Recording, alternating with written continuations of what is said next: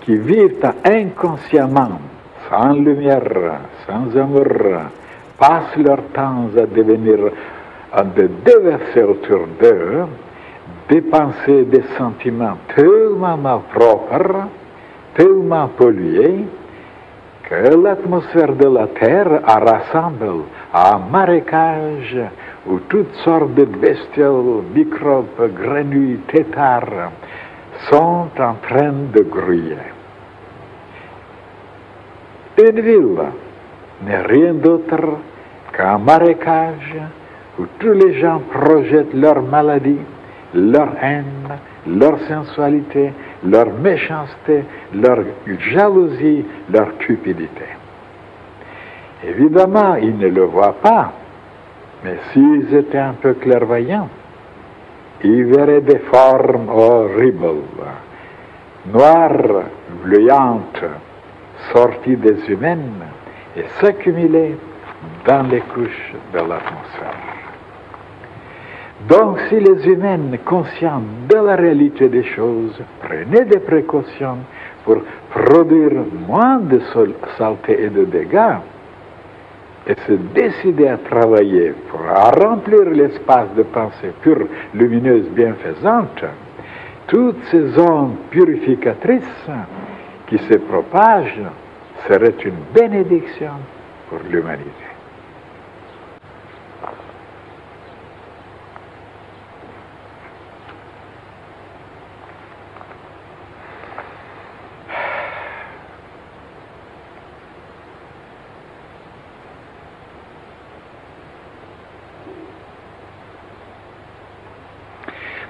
Cette page, mes chers frères et sœurs, est très très claire.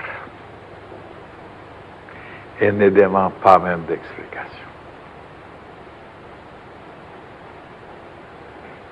C'est seulement pour arriver à vous convaincre que c'est un peu vrai. Et pourquoi pour le moment, on ne constate pas ces choses-là? De dire par exemple qu'une ville telle que Paris, Londres, New York, Tokyo, Berlin, c'est des villes de marécages. Oh là là, c'est trop audacieux et trop injuste. Et que tous les hommes qui sont dans la ville, ils sont dans la cupidité, dans la méchanceté, dans la jalousie et la sensualité. C'est pas vrai ça. Oui. Mais disons en général. Et c'est vrai, il y a déjà beaucoup de personnes qui m'ont dit qu'ils se sentaient très mal dans les villes, maintenant surtout. Ils sentaient l'atmosphère tellement polluée, tellement malpropre, qu'ils étouffaient et qu'ils devenaient malades. Plusieurs qui sont malades, peut-être, et parce que on ne pense pas qu'il y a des millions qui ne projettent que des choses malsaines, parce qu'ils sont vexés, parce que on les aime pas, parce qu'ils aiment l'argent et les plaisirs. Alors voilà pourquoi les humains, qui ne voient rien du tout, on n'arrivera pas à les convaincre que c'est comme ça. Mais je vous dis la vérité. Et non seulement maintenant les villes, même les villages, même les campagnes, parce que maintenant il y a beaucoup de personnes qui se retirent dans les campagnes pour avoir l'air pur, pour être tranquille, ainsi de suite. Mais même là, quand on n'a pas l'enseignement, on n'a pas un autre idéal, on n'a pas une philosophie, mais ils continuent à vivre les mêmes choses, même à la campagne. Alors ils salissent partout, même les montagnes. Regardez maintenant des gens qui vont à la montagne. Allez voir maintenant qu'est-ce qu'ils transportent avec eux-mêmes. Ils tirent avec des fusils, ils crient, et ils font même l'amour. Alors ils salissent partout. Et les esprits qui sont sur les montagnes, ils s'enfuient, ils sont indignés, ils ne peuvent pas rester avec ces gens-là parce que les humains transportent, ils fument là aussi, ils laissent des déchets là aussi. Donc partout les humains ne savent que ça les rend. Et voilà pourquoi de plus en plus, vous voyez maintenant la Terre est tellement polluée, tellement saccagée, tellement que maintenant elle va riposter. Oui, elle va riposter. Parce que partout on pense qu'à démolir, saccager, détruire pour chercher ceci, pour trouver cela, pour s'approprier même, et on ne respecte rien. Et maintenant, voilà, il y aura maintenant des tremblements de terre, les volcans. Et alors il y aura des déluges, il y aura des tempêtes, des cyclones, des tornades. Et il y aura même des incendies. D'ailleurs, ils ont commencé. Est-ce que vous savez la nouvelle, c'est qu'il y a des milliers de personnes maintenant au Japon qui sont morts, qui sont noyés, qui sont tués, sont sans l'abri. Ah, vous n'êtes pas au courant. Qu'est-ce qui est arrivé au Japon maintenant? Alors, pour vous dire, mes chers frères et sœurs, que les humains, ils ont une philosophie. Et comment elle s'appelle? Je m'en foutiste. Si vous êtes sensible.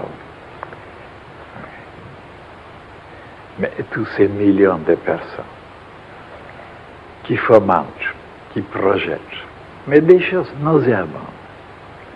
Alors, ça n'agit pas, ça ne donne pas de résultats.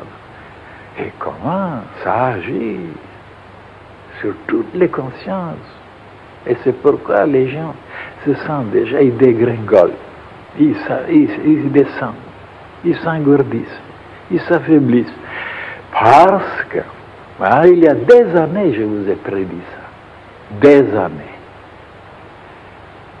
Les humains seront tellement dans l'obscurité, dans les ténèbres, en dehors de la morale cosmique, de la morale divine, qui se permettront des choses, mais alors à dégager, à irradier, de projeter, que l'atmosphère sera tellement irrespirable, empoisonnante, que des gens tomberont comme ça dans les rues en marchant, ils tomberont par terre. Oui. À cause de l'atmosphère qui sera irrespirable.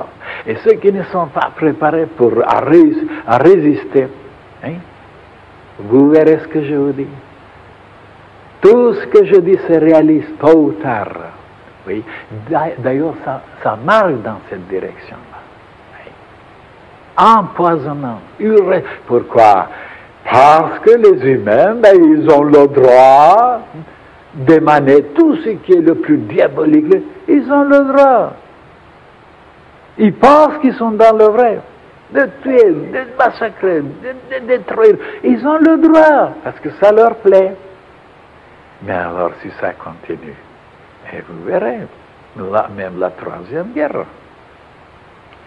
Alors, voilà pourquoi, ici, dans notre fraternité, on tâche, au moins, d'éclairer les frères et les sœurs de la situation, de la réalité, et non seulement de se baser sur ce qui se passe dans le monde, puisque les humains sont aveugles et ils sont stupides, il faut les imiter. Il faut comprendre maintenant qu'il y a des choses subtiles qu'on ne voit pas, qui sont une réalité et qui agissent, ça agit favorablement ou défavorablement.